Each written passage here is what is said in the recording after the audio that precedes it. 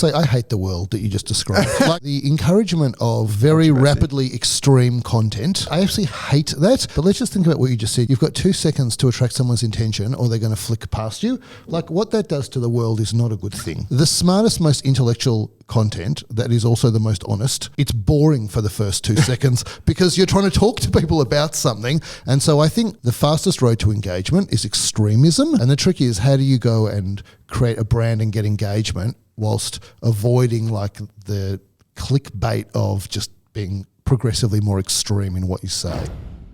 And we are super excited to have a very special guest sitting with us in the studio. Lisa Tay is the queen of LinkedIn and also the queen of Insta as well, and a very incredible founder in her own right. Lisa worked as a tax lawyer, so in her own heart, for 7 years. Then got a job in marketing, I think in CRM, and worked at Richery and some retail businesses before, around age 30, started her own first real business, the Cody Digital Agency, which focuses on social media management, content creation, digital ads, and worked with some big name clients like Uber Eats and L'Oreal, and of course worked with Netflix co-founder Mark Randolph, who I think you know very well. Lisa hasn't stopped there. She has a second agency called Mooning, started that a couple of years ago and really focusing on Web3, things like blockchain, crypto and AI, and has some really big clients like Accor and Treasury Wine Estates in the second business. In her spare time, Lisa created her own toothpaste brand, which of course is stocked in Mecca, and is a social media superstar with more than 100,000 followers across different... What's the brand, the toothpaste brand? It's called 101 Lifestyle. Nice. Yeah, it's I like to call it the world's sexiest toothpaste because toothpaste is generally pretty daggy if you have a look in your bathroom next time. Was one of the Gaminders doing toothpaste as well, or was someone else doing toothpaste? Yes. Yeah. I feel like it was such an unloved category for a long time. Yeah. So, yeah. I'm going to buy it. Next time I'm in Mecca, I'm going to buy it. Oh. I often go into Mecca. I quite like Mecca. Well, we got to talk about Mecca, the brand, one day in more detail because it's such an incredible Absolutely. business. You know about this is a story with toothpaste you no doubt know, but I didn't believe this story when I heard it, but it actually turns out to be true. You know, when Colgate wanted to boost sales, you know they did this crazy technique to boost their sales. Do you know what they did? You know what it is. You say what it is. No, you go. No. You're the expert. Yeah, you're the toothpaste person. I'm just they just widened the nozzle a bit. Are you serious? Apparently, it was a cleaner. They were having a meeting, and the cleaner was just like cleaning the bins or something and said, hey, why don't you just widen the nozzle? And they're like, oh, great idea, because then it gets more product out. People use it quicker and make more sales. So. And by the way, you're fired for listening into our meetings. So, it was in an auspicious end for the cleaner, but he generated billions more dollars for Colgate. So that's a crazy story, right? It's a great story. Yeah. I wanted to go back into your career because it's such an incredible career. So you were, like me, you were a lawyer. You were a lawyer for a lot longer than I was. You missed one thing from her career. What did I miss? Didn't you run for... Oh, I ran for Lord Mayor. Deputy Lord Mayor or something like that? That was last election, right? Yeah, ran for Deputy Lord Mayor and then written a couple of books. But I have to say, my husband got me onto your show and I'm a massive fan. And he actually wanted to come today. I was like, you can't sit in the corner and watch. He could have come. He could have, for sure. Yeah. My daughter is often sitting in this room when we're recording the podcast. I felt like I had a chaperone. But he said to me when he found out I was coming on, he said that this was not only the biggest highlight of my career, but he said my biggest life achievement coming on the show. So that's nice. I like your husband. A few better. Yeah, we love him. He might be overselling us slightly, but I'll take it. Let's go back. You're a tax lawyer. I was, yes. And what made, because we have lots of people, one of our most common questions we have listener questions is, I work in a corporate job, I want to become a founder. Yeah. You did that. I think you're going to say one of our most common questions is on tax law. That's less common. One of our common questions is, how does Adir have such big biceps? Other big common question is how do you leave your corporate job for a startup? And you did that. What was your thought process there? What made you leave a lucrative corporate career to start your own thing? Good question. So I was in tax law for about 7 years, and at the start of my tax journey, that was, I'm going to reveal my age and date myself, but that was a very long time ago, probably 2007. So I started at KPMG, and I was always really creative. So I had a really good tax lecturer at uni, and so that's why I ended up going into tax, I think. And so I thought it was going to be, really interesting and amazing. It really wasn't, right? Surprise. And so along the way, I started a fashion, beauty and lifestyle website, which is still running today. And that gave me this glimpse into this other world. It's more like I've got like people that write. Nice. So it's good, but it just gave me that insight into the world of digital, and that was the dawn of social media. So when I was starting at KPMG, that was pretty much when Facebook started getting popular. So my partner, who I actually met at KPMG, he goes, "You should check out this thing called Facebook." You go on and you share. I'm like, that's never going to take off. And then, of course, it's completely blown up. And I just became fascinated with the ability to use social media and consume content at scale and share content at scale. And so I started this website, and it gave me almost like a second life. So I could go to these events, interview interesting people.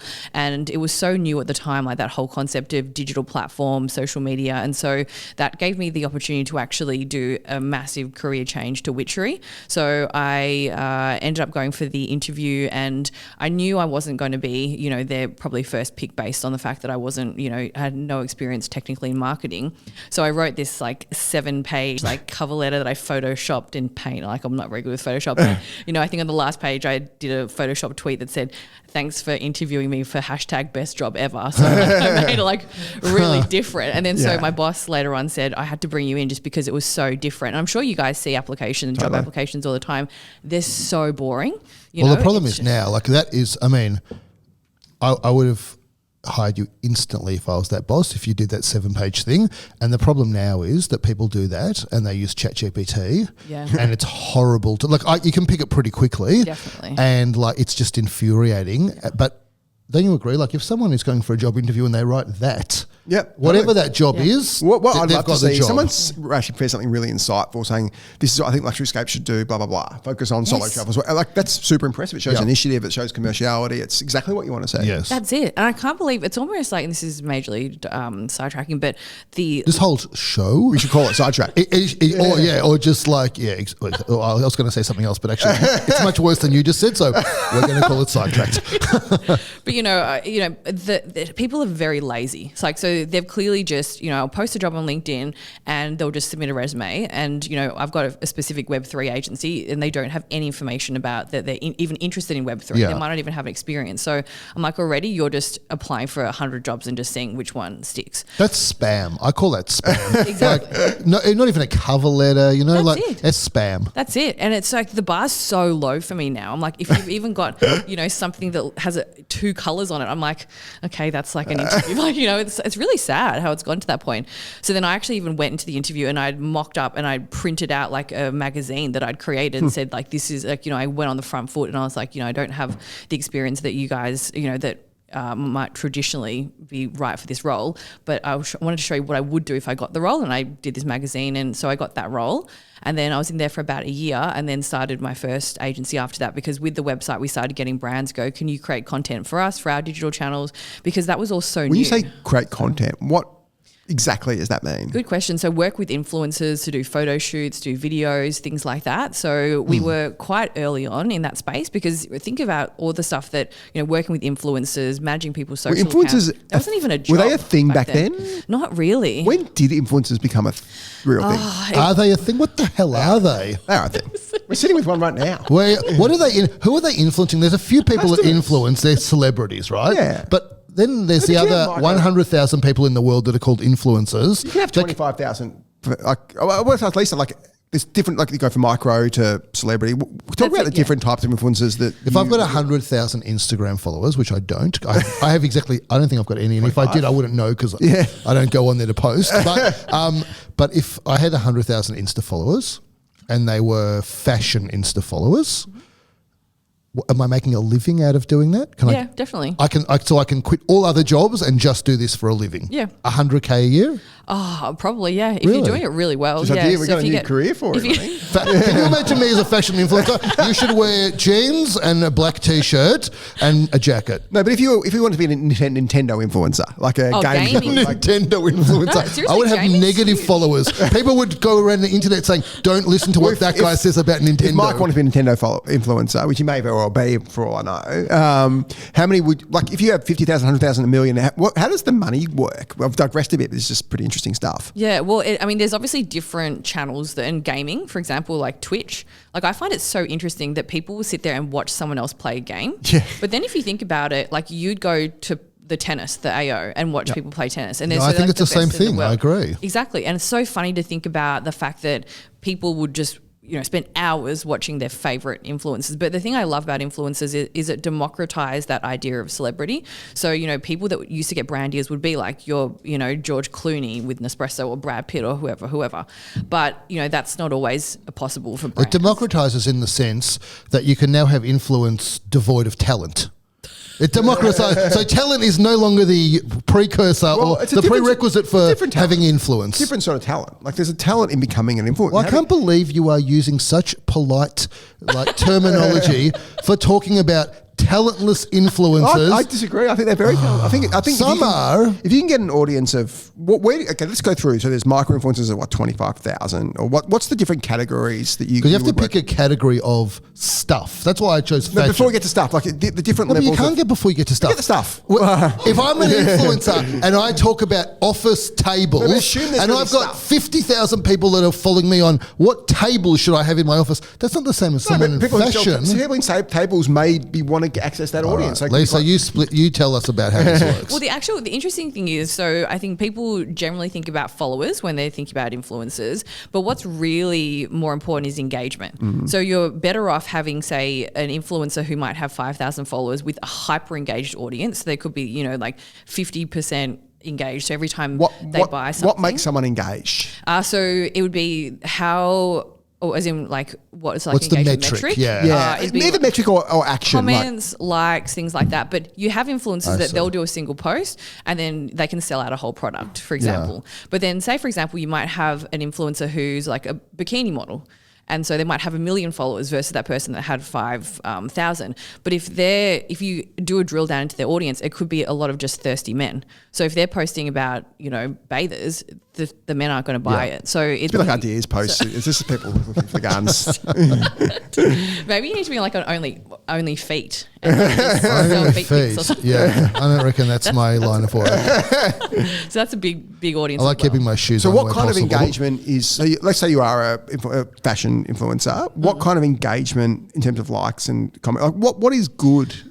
Industry average now is, well, if you look at your traditional Instagram, so once upon a time, obviously it was, there was a lot of people on the platform, but not a lot of people posting. So that's what we call a content deficit platform, which is what LinkedIn is like at the moment. But now it's moved to a content saturated platform. So there's more people post, or there's more content than users. So by the laws of supply and demand, you don't have the same amount of reach. So now you're looking at engagement of like 2% would be good because it just doesn't serve your content. But that's good news for the platform because you have to pay for reach, right? So the platform loves that kind of. So when you say 2% engagement, that means 2% of people who see the post interact with it, or 2% of people see the post? Well, generally we sort of measure it by 2% of, you could do it like that, or like 2% of your followers would generally see. Which is so crazy, isn't it? Like, it obviously means that people are following tons of people on the platform, and so they can't see everyone's post that they follow because there are just too many people that they're following and not enough capacity to. But the interesting thing is, so you look at Instagram and you look at their traditional UX UI, so it's kind of what we call like an infinite scroll, so you can sort of see what's coming up next, and similar with like a LinkedIn, so you just keep scrolling. But with TikTok, it's technically bad UX UI because it shows you that one video at a time, but the best thing about it is it forces you to have a reaction to that video.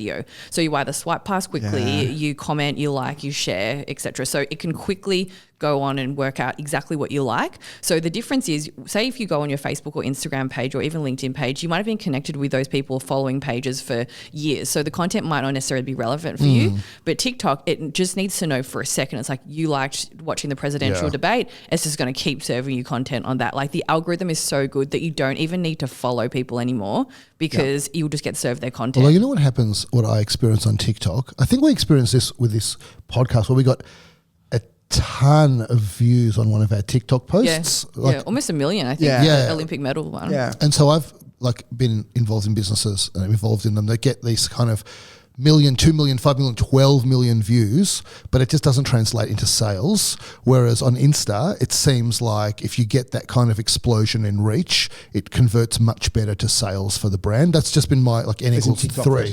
Yeah, TikTok just doesn't seem to convert to e-commerce sales the way that Insta converts to e-commerce sales. That's been, I don't know if that's a unique experience to me or if you feel something similar to that, but that's what I've felt. Yeah, Instagram have a lot more features built in to drive conversion. So, you can shop posts, for example. Right. So TikTok's coming up with obviously their TikTok shop and things like that. But what I say to our clients is that social media is generally going to be in any consumer funnel, like any consumer journey as their path to purchase, because you update it more than your actual website and it's just constantly getting content on there, and you just have to fight for attention because it's the attention economy at the moment. So when you started this agency and if let's say Adir or my luxury sales want to be a client, one of Adir's businesses, what are you doing for us? So what we come to you and say, help us with our social presence or help us with our social engagement or help us drive purchasing through social. What are you when a client comes to you? What are you telling them to do? Yeah, that's a good question. So if you'll generally have either a B2B audience or B2C. So if you're a B2B, that's really where LinkedIn can kick in. And that's, I feel like I would say LinkedIn is the most underutilized social media platform in the world. And the biggest mistake businesses make on LinkedIn is they invest too much in driving content on a business page, where if you think about your LinkedIn feed, you're going to see a lot more content from people. So the algorithm actually favors personal page content over business page content. So you're going to get significantly more reach on your personal pages. So we'll actually manage people's personal pages. And you work with, on LinkedIn. I understand you work with some big bank CEOs, for example. I'm not sure if you can mention who they are or some other people you work with. And you'll grow their audience and also grow their engagement as well, won't you? Yeah, and even just like helping them be more consistent with content, because think about it, like you guys are busy, like you're trying to just get through your day, putting out fires, all of that. So the last thing you want to do is think about, what am I going to post on LinkedIn today? So we'll catch up with them, we'll create a personal brand, then we'll meet with them once a month and create content for them, make sure they approve it, and then we post it for them. So the idea is that people won't even really realize that there's an agency posting on your behalf. I've got a much more organic relationship with LinkedIn. Basically, we're the king and queen of LinkedIn. When I feel something about something, I just write about it on LinkedIn. And actually, I've got the reverse problem, which is I think I would post one out of every 2 or 3 emotions that I have that I want to put on LinkedIn. Like I would post one out of every 2 or 3 because the thing is, if you flood the platform, it's not great. I'm getting quite technical with this, but I also think that I found, you tell me if this is your experience, if you post the links inside the post, it's not great. It seems to diminish the reach. Whereas if you post the link to an external link in a comment, it actually doesn't diminish your reach. So I've just moved from posting links in the actual comment, the post itself, to commenting on my own post and dropping a link in there. Is like, am I overthinking this, or do you agree with that? That's 100% right. Yes, and if you think about it, any social media platform is trying to keep you on the They platform. don't want you to leave the platform for as long as possible. Yeah. So that's exactly what the problem is with LinkedIn. So the way around that is, as you said, put the link in the comment, or they've got this thing called thought leadership ads. So traditionally you would run ads, paid ads from a business page, but now with LinkedIn thought leadership ads, I could run an ad from your personal page. Right. So you can actually boost that content that has a link in it. So that's something to think about. You know what happened when I tried to run an ad on LinkedIn? So we were doing something and I tried to I tried to promote Contrarians content. Yeah. Do you know what happened to me? Oh no. They banned my account for some violation, but the ad was totally devastated. And I had to literally message the CEO of LinkedIn in Australia saying, what in the hell has just happened to my account? And it got reinstated, but I never found out the reason it got banned. Really? And the content was totally uncontroversial. Yeah, it was a bizarre experience. We could actually get him on this podcast. Sure. And we have a chat about LinkedIn, and I'll just blast him with a whole lot of things. I love the LinkedIn platform. You talked about, I think I heard Lisa speak probably about 2 years ago now. It's the only non-cesspit social media platform in Australia. And I think Lisa's understanding of LinkedIn is so much better than everybody else's in the world, potentially. And I think you talk about the deficit. If you haven't noticed, Adam's a man of extremes. So in this case, it's very true. I follow a lot of true. A lot of the stuff you said, I started to do on LinkedIn. I think I've more than doubled my thing. And I'm still pretty small relative to a lot of people you work with. You've got 20,000 followers on LinkedIn. Almost 20,000, like 19. No, but if you... Well, I think this goes to I'll make you feel better about yourself. If you don't zoom into your profile, but you just look at the profile in a search, it rounds the number of followers, and so it says 20K. Yeah, thank God. And then I looked at that. I don't usually get jealous, but I was a bit jealous about that. I think Janine Ellis has like 3 million or something. So it's relatively speaking pretty small. But you've got some special status with LinkedIn, don't you? Not special. What other some LinkedIn statuses? No, but you've got a status. Say what your status is. Like top voice? Yeah, top voice. Is it top But voice? what are the other statuses you can get on LinkedIn? Like, they must be better than me because I'm a fraction of some of the really big people? Top Voice is the main one, and now they've introduced specific badges for people who are seen as like thought leaders in specific areas. Yeah. So you can get them by commenting on some of the articles. So they're actually using this almost like collaborative article approach where experts are invited to comment, and they're using AI to generate those articles, which is really interesting. So How does one get a bigger? How do I get from 20,000 to 1 million? posting content consistently, that will definitely help. So pretty much like the more you post, the better. But I actually only post once a day. Yep. It's not like TikTok where you can post 10 times a day and your reach isn't going to get affected. Once a day the optimal? I would say so, yes, because you need to give your content time to breathe. So if you post it too quickly within like a 24-hour cycle, it pretty much just cuts the reach of the other post, the previous post, and then starts pushing this post. What do you think about, this views metric that they show you? Yes. What do you think that is? So the actual views of the like the impressions. I Yeah, think so because like impressions. when you post something, it will show you a few metrics about it. Yes. It'll obviously show you likes and comments. Yeah. But then it shows you this views metric. Yeah. It's impressions, right? It's impressions, yeah. And so does that mean how many times it's appeared in someone's feed and they've scrolled past it? Yes. They don't have to have engaged with it, right? Yeah, They just yes. have to, they have scrolled past it. Yeah, and then if you do video content, it will say like how many minutes watched. Oh, really? And yeah, so LinkedIn traditionally had very bad analytics, so they've finally improved it a little bit. Yeah. But it's really great because it can give you breakdown by job title, for example, which Oh, is really? really good, company, location. So it's really effective for B2B marketing. And video is 20 times more likely to be shared than other types of content. And they've just changed the feed. So they're rolling out an update where you're going to see, similar to what you'd see on YouTube, but those kind of long iPhone type videos, and it's all in one feed. So you'll be able to scroll across. Like vertical videos? Vertical videos, Yeah. yes. So you'll be able to see that as a priority. It's going to start rolling out people's Keelan feeds. loves vertical videos. That's the vertical video. Yeah. So Keelan is editor extraordinaire of the Contrarians content to Oh, make nice. ultra engaging Yeah. shorts and stuff like that on the platforms. Well, I was saying that absolutely. you're not afraid to have opinions. So your content actually could perform really well on social because you're not trying to say, and pussyfoot around anything. You're just happy to say what, if you don't like something, you'll say it. And if you think something sucks, you'll say it as well. So yeah, I think that sort of content does really well because you have like 1 or 2 seconds to engage someone. So think about it, like we're so used to just going next. So if something doesn't grab you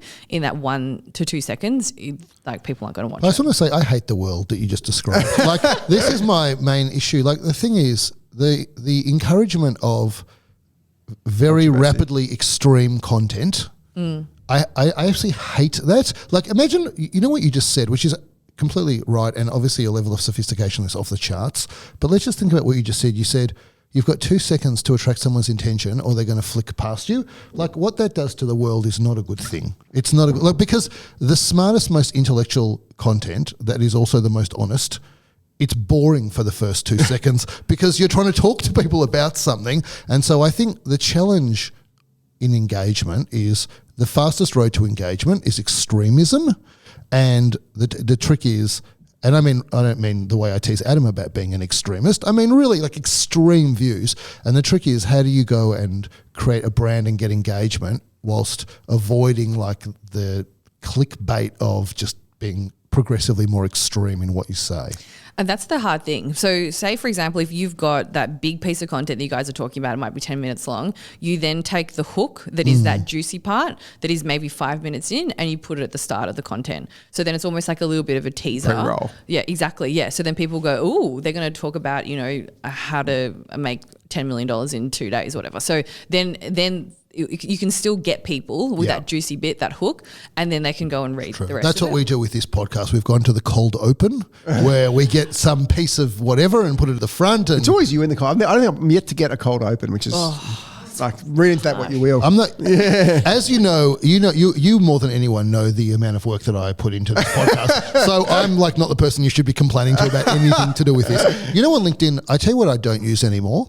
You can create these, I don't know what they're called. Like you can go in and create an article kind of thing inside Articles, of LinkedIn. yeah. Are they called articles? So I only use posts now. I used to write those longer articles. If you want to write something really long, it's got to be an article to post a word. I know, but I limit, find right? it so hard to drive What do you think about traffic articles? to it. They don't get as much reach. They don't, as do a they? post. Yeah. No, Yeah. they don't, which is really Which is bizarre. strange because they're pushing articles. Exactly, but they just don't get anywhere anywhere near the same amount as reach as just doing a native post. And newsletters, I find, are the same. The only good thing about newsletters is it will notify people that you've got. It's like a Substack, an update. competitor Substack. That's similar. So How do you rate the different, in terms of importance? So you got Insta, TikTok, we'll forget about Facebook, Insta, TikTok, LinkedIn. How do you compare the three platforms?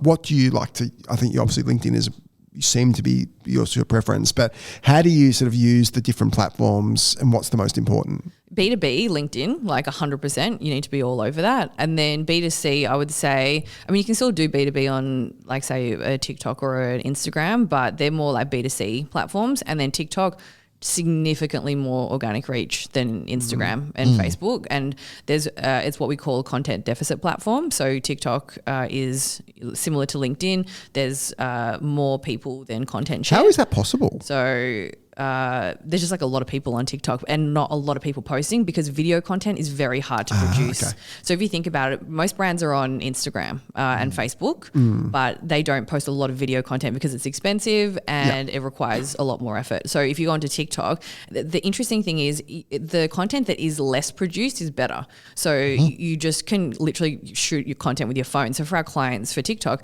we can use our phone to shoot as opposed to, we used to traditionally have those, professional cameras, and that's fine. You just edit. You can edit in the app, and that's actually what's going to perform better.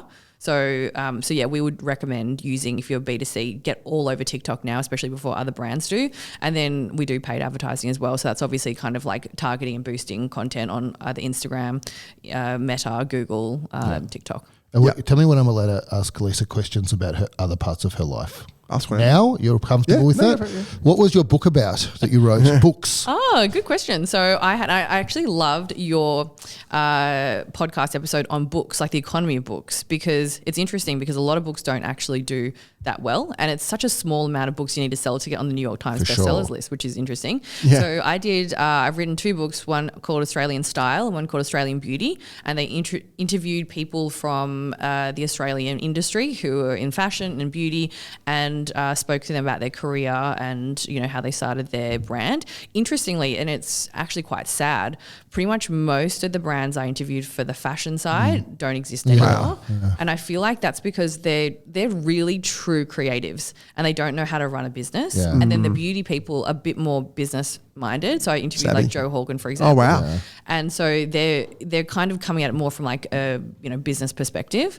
And then I'm writing one currently now, which is interviewing amazing females from around the world and talking to them about their, entrepreneurial journey, but from a really real perspective. So obviously there's a lot of different, and I know you've spoken about this before on the podcast, but balancing motherhood and business and things like that, and how do you go and raise when 3% of money goes to women, and then you then look at say African Americans, they get even then less, out of that 3%. So it's quite interesting when you start to talk to different women and common themes come out from that. Well, you didn't hear on the show, I broke some huge news that my colleague on my right might be releasing a book soon. So you could really? That's a massive scoop that I've got no comment. In fact, what I broke it on this show. What I want to ask you is, well, I actually have Adam's book here because that was actually a great book. I'm very disappointed too. You're plugging a book that's 25 years old or something. How long was that? 15 years old?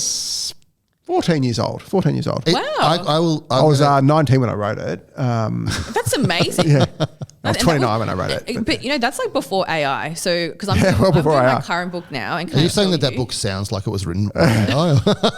It's actually that book is still, I would say it's as readable today as it was when it first came out. That is a super good book. Really? Okay. Unfortunately. There you go. There you go. That's a soundbite. So can I ask you these questions about the book process? So did someone approach you to write these books? The first two, yes. Which publisher? Thames and Hudson. And then my current book is with the same editor, but she moved to Hardy Grant. So great. Yeah, so she knows my way of working, and so it's a pretty easy process. But how long did each one take you to do? Because you had to interview people. That's a pain in the ass. That's the pain. It's just chasing. Yeah. Because if it's just up to you and you're Yeah. just doing it at your own pace, you can smash it out quickly. But Yeah. with chasing people, then chasing for images and all that, Yeah. that takes freaking ages. Do you know that publisher that Lisa mentioned? Hardy Grant. No, yeah, Hardy not Grant. Hardy Oh, the Grant. first one, no. Thames and Hudson? Yeah, I haven't heard of them. Yeah. So Hardy they're Grant, like, I certainly do. yeah, so they're very much in the creative space, and then Yeah. Hardy Grant, like they do Travel stuff They and a do, bunch of yeah, stuff, yeah. yeah, exactly, yeah. So really good process, but I think my current one will probably take me from the start to the end to do my transcript, probably like 4 months to do. That's pretty good. So yeah, including all the chasing of people. So you've got two, maybe 3 businesses, and you're writing books. How many staff do you have across all the businesses? Probably around 18. So Okay, and split how hands-on are you across? Because obviously it's we talk about creative stuff all the time on the show, and a lot of it presumably is your great talent in being able to understand the platform and understand how this stuff works. How easily can you rely on your staff to work with them, these big businesses? You work in some big businesses like genuine, and you can't stuff it up. Like, how hands-on are you in the process? I'm more on the sales side because I'm not great at execution. So my team are probably all way smarter than me. In fact, not probably, they are. And also it's interesting because they're all young. And those are the people, and I say that technology, social media, it's like a great equalizer. Because when I was in tax, obviously, you're in law, you've got to be in law for, say, 30, 40 years to be considered an expert. Now, 20-year-olds are, creating strategies and being seen as like heads of social media and things like that. So from that perspective, How do you find these kids? The interesting thing is a lot of them won't necessarily have experience working somewhere. They'll just be doing their own thing, creating content, or I know that they've got the ability because like they might, just have the skill to just go, okay, I'm going to shoot video here. I'm going to make a really quick video and make it catchy because they're immersed on the platform. Like they're living and breathing it every day. So when they wake up, they go on TikTok. So what I say to them is, and our clients even as well, you need to start thinking of yourself as a content creator. So when you go through your social feeds, you think of it from the lens of a content creator rather than a consumer of content, which means then when something stops your scroll, then you go critically, you can analyze and go, what made me stop that time? Was it because it was raw, because it was clickbaity, because the text was written in a really interesting way? So you can start to think about it from that perspective. They wake up and they go straight on TikTok. What a great world we live in. What a great world. I'm just going to keep asking another question. So you went for the Deputy Lord Mayor. There's currently Lord Mayoral elections going on, I think in Melbourne and also in Sydney at the moment. What were like the key couple of things that you would have brought in if you would have won the job? That's a good question. So we are known for our hard-hitting questions on this podcast. No, that is a good question. So the thing the ideas that I brought were around technology and helping Melbourne almost like make it the Silicon Valley of Australia and really celebrate the fact that we've got a really amazing ecosystem. We've got some incredible founders like born right here in our backyard. But I feel like, Sydney getting South by Southwest, I think they signed 10-year deal with the state government there. So I just wanted us to make sure that we were a place where startups wanted to come. Doesn't necessarily need to be tech, but it was really easy for startups to come here. They were supported. Maybe there was like co-working spaces that they could go into if they were just sort of starting out, and there was a lot of support. So one of my ideas was actually having amazing people kind of like your Mark Randolphs be mentors for Melbourne and actually come out, talk to people, create content for people. Well, I feel like, there's so much love for Melbourne around the world and everyone knows how hard we got hit through COVID. And so I feel that if we can just harness that energy and, it's electric. Like, I went to a Launch Vic event the other week and I'm like, these people are just in our backyards and, I feel like they're just not pushed up and celebrated enough. So doing initiatives around that, getting like a big tech festival in. So I'm actually working on something like that at the moment, which will hopefully happen in January to coincide with the AO. But just doing things like that. Well, everyone wants to come to the Australian Open. It's such a great hook. The Grand Prix is such a great hook. Like I think I worked out this is the only city in the world that has Grand Slam, a Grand Slam and a Grand Prix. It's the only city in the world which you wouldn't pick. Yeah. And so who was running for mayor when you were running for, who was running for Lord Mayor on your ticket? Wood. Is he running again? Yeah, he's the scooter guy we talked about a few weeks ago. Oh, is that the guy? What's your position on scooters? That's a hard one because I understand both sides because... Well, you should have gone into politics with that answer. I personally think they're dangerous in the city. So just talking to different people, like they've just gotten knocked over. They've been walking around with their kids. They've been knocked over. So I don't know if there's a safer way of doing it, maybe with the infrastructure. But I mean, I feel like the the streets of the city are so congested and clogged as it is. So I think it was the Bike right lanes? bike lanes. I feel like I'm like getting grilled from a political. We cover every angle of the Can't you podcast. ride a scooter in a bike lane, or is that not legal? Yeah, that's where you have to ride the scooter. That's where you have to Yeah. ride it. So who are you going to knock over? Other bikes? Well, the problem is pedestrian. Like, I'm a runner. I'm a pedestrian. I'm a scooter driver. Yeah. So I do everything. So I've got no real like preference. Like, as in, Yeah. I'm not as if I never drive a car. yeah. And You're it's like- against eating. No, you're against eating. That's what you're against. So he's running. So the Lord Mayor Nick Rees is currently Yeah. running again, and then Cooter's like I think the other one. I So love Cooter. Yeah. I think the issue I have with Why are you not doing it again? might be Oh, you might be. not this election though. maybe Oh, Oh, really? okay. Like, so we could be, Is it a we could be job? breaking more news on Is this it a podcast. job that breaking news. have you announced that you're I running? can. you announced right here on the show that you announced. I haven't announced on social. Yeah, so I'm actually running with Nick Rees. Oh, wow. So the Lord Mayor. Really? So can we get you to change your position on scooters Yeah. after sitting on? Can you get Nick to change his position on scooters? I saw you running as a I councillor. can get you Nick on the show if you want Yeah. to. Well, maybe if you change his position on scooters, like till he does that, I'm You not should sure. I want pummel back him on the show about scooters. Should pummel him on the show about I mean, this will be, however hard you pummel him, like you're pretty soft as a, like he'll have, hard-hitting, Peter Overton he'll style. have much tougher interviews than you on scooters. And so are you running as a councillor? Councillor this time, yeah. Very I feel good. like, it's so funny. I never thought I'd get into politics at all, but it's funny. It feels like a calling. Like I want to give back and I want to serve the people of Melbourne. I want to do something because I love this city and I feel like it has so much potential. But if you look at some of the people that are in politics, like they're not there for the right reasons. Like it's for ego. They've forgotten that the true purpose of politics is to serve the people. That's really what we're there Totally for. agree. And then And also, they have shouldn't business come from experience. politics. Oh, well, we just said the same thing at the same time. Like, they should come from outside politics. Like, people will hate me for saying this who are in politics and have careers who I like, but I love people that don't have their entire careers in the political system. I think there's a lot of value in that. Yeah, I agree, because it's really hard for them to make decisions, especially if they haven't been business owners that impact so many businesses and they don't truly understand like the ramifications sure. of a decision. So I thought I need to be a business voice in there, and Nick's done a lot of work for Movember and Men's Health and the big issue. So he's really empathetic, but I feel like he'll get things done. So since Sally left, he's already actioned a whole lot of different things.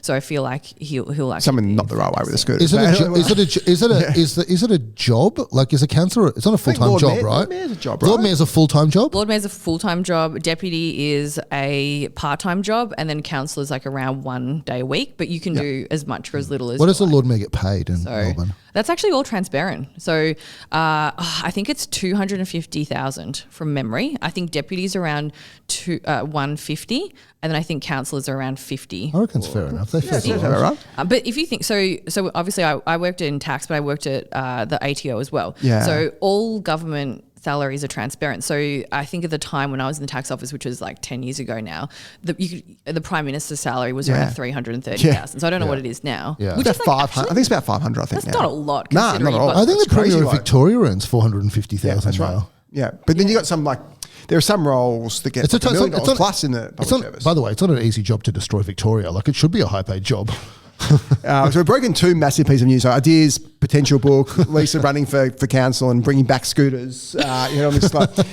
We better go. Don't do that to her. Don't do that I to just her. clap my credit, but we've gone way too long, but worthwhile. Amazing having the Queen of LinkedIn and potential Melbourne councillor on the show. thank Adir, you. you've been I think brilliant she as will be a always. Melbourne councillor. I think, is it? Potential. Isn't, She hasn't been elected yet. Nick is leading the polling, isn't he? I hope so. I think he is. Yeah. Well, she's got to get elected first, and we'll get her back on when she's elected. All right. Yeah. And then you can send all your complaints my way. I've Exactly. got more faith in you than Adam does. Thank you, Lisa. I'm calling the election on this show. Thank you, Lisa, Oh, for I coming love on. that. I love that. Very I'm not great complaining. Richo style. Thank you, Adir. Thank you, Mark and Keelan. Keelan's about to head away, so we won't see him for a few weeks, but Mark will be Guys. hanging And can I around. just say you're easily my favorite business podcast, and I listen to a lot of different podcasts. But Well, I can suggest a few that will change your view on that. I love that you talk about Australian brands and not just overseas brands, and that you're not afraid to have really strong opinions, and of course love the banter. So thanks for having me on. Thanks, Oh, Lisa. it's great to have you here. Amazing job with everything you've done so far, and good luck in a couple of weeks.